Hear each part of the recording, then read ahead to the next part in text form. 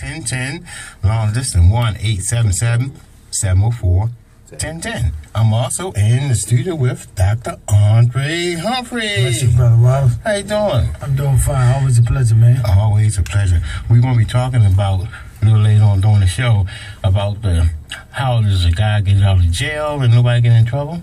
You know anything about that? Yeah, I know about it. Man, they were stopping everybody yesterday. Mm-hmm. I'll come back and talk about that.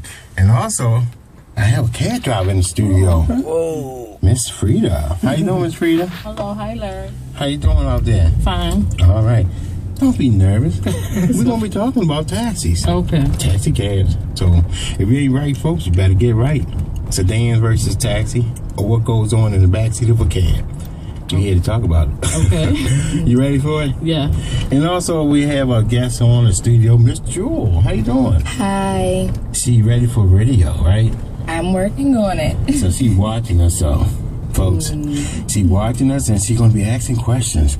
But most of all, you ready for it? I'm working on it. You working on it? You know, folks, we have a special guest all the way from South Carolina. What? She's on the line, and she's gonna be talking about the movie. Don't you know she produced a movie? Yeah. Yeah. Wow. On her own. No help, no production up. She did everything. Oh, that's good. I'm Pull serious. my leg, brother. Let me pull up. How you doing out there? Hey. Where you at? How far are you away? I'm here. Charay Vaughn. Who am I talking to? Charay Vaughn. That's right. Hello, Miss Vaughn. Miss Vaughn, Hi, right? how are you guys? Now, I have Dr. Andre Humphrey in here, and I was telling him about the movie you already produced out there, and you're working on another one. Can you let us know about this? Yeah, I produced a movie, which I recently won an award for in Atlanta at the Black Woman in Jazz Fine Arts Awards. But it's a movie about 4 girlfriends living a single life, partying. Then they decided they're ready to settle down and find love. But to their surprise, they find out that 2 females share the same thing in common, the same man. But really, one of them was just a fatal attraction. And during that process, they found out that that friend had a hidden past of hurt and pain of being abused by her father. So it's basically just an eye-opener for people to just pay attention to your family and friends, because sometimes there's certain things that we can pick up that's not normal behavior for them, that we can kind of, channel in and help them before something bad happens. Well, let me ask you a question. Is this... situations, they turn to start doing, drugs or, drinking alcohol or whatever, and it's because of something, so.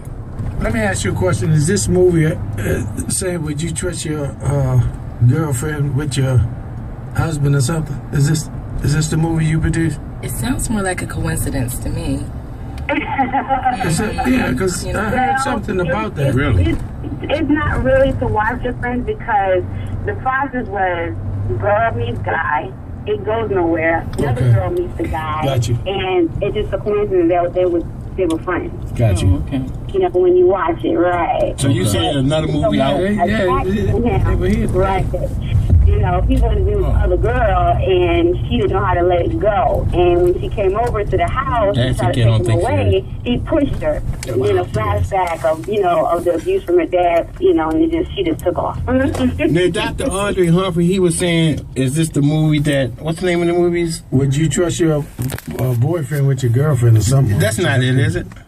No, this one is entitled "Is This Love?" Oh, okay. Okay. Wow. Right. And you, how you did this? How you come up with the idea, and who helped you out? And you need a production crew, don't you? And I don't know. I guess I just have all these different types of personalities. You did it all by yourself. I don't know. It just came. I was at work one night. I was working 3rd shift.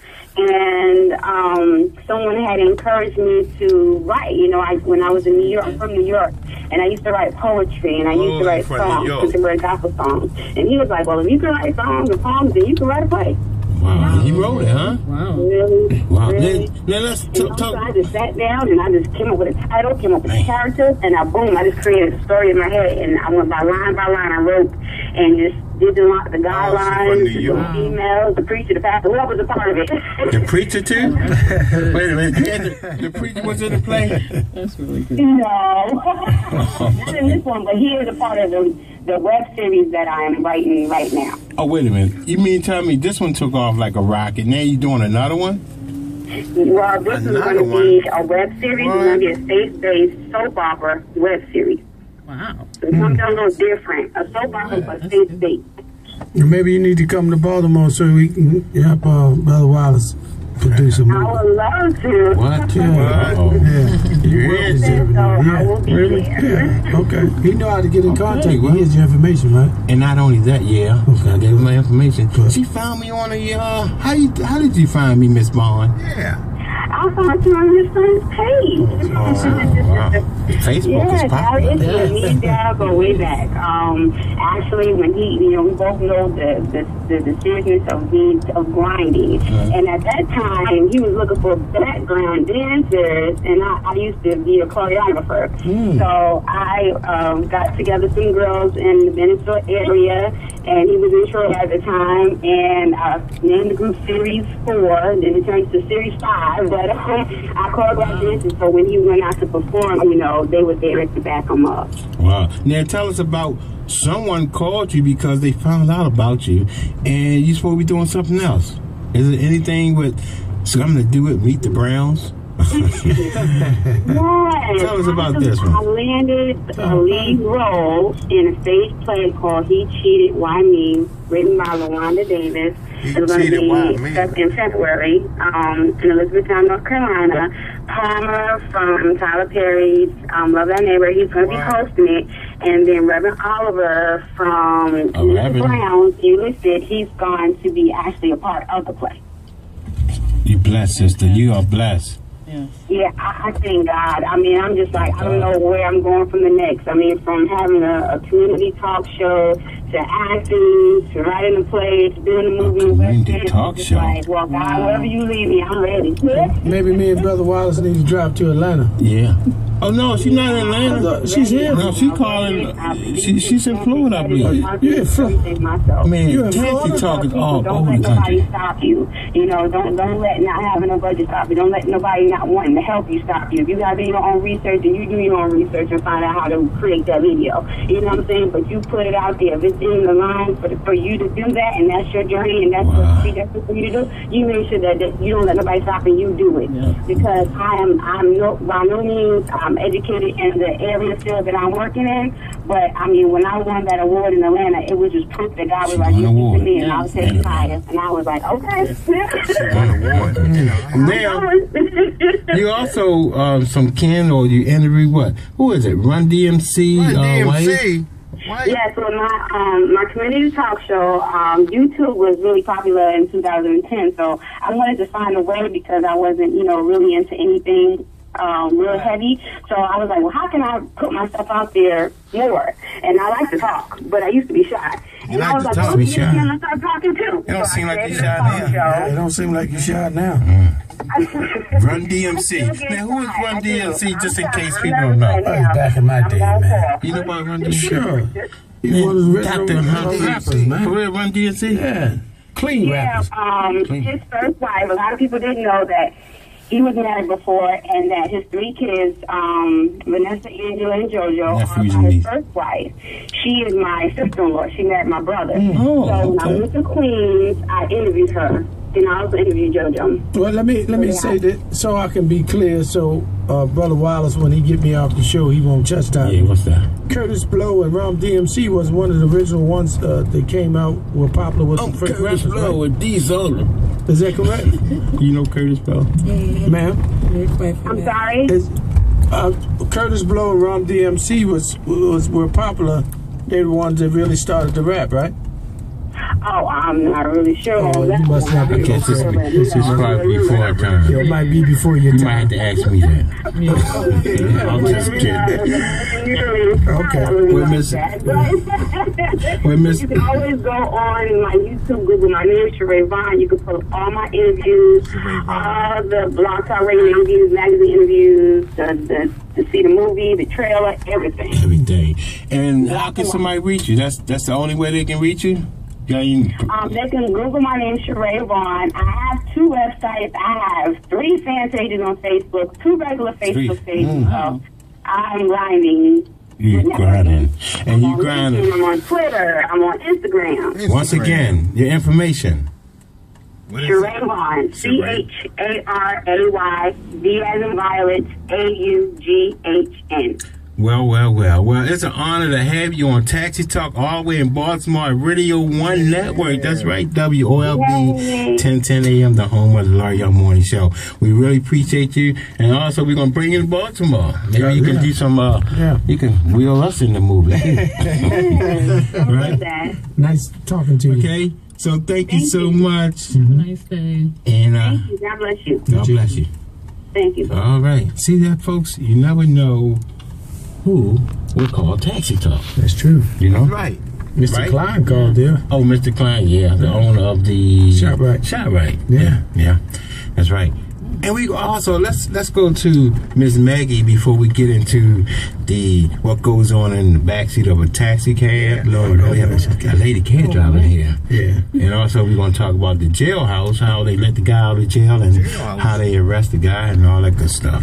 Hello, Maggie.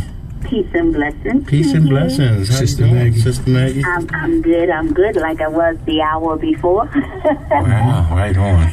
You know what? I called in because I heard you say what goes on in the back of the taxi. You been in the backseat of the cab before? Everybody gets in the backseat of the cab because usually cab driver doesn't want you to sit up front. All his info. Oh, yes, right they here. do, too. Oh, yes, they do. But go ahead. Let me hear your experience in the backseat of a cab. Yeah. Okay, well, let me tell you something. It was a man when I was, very, I guess you could say very young.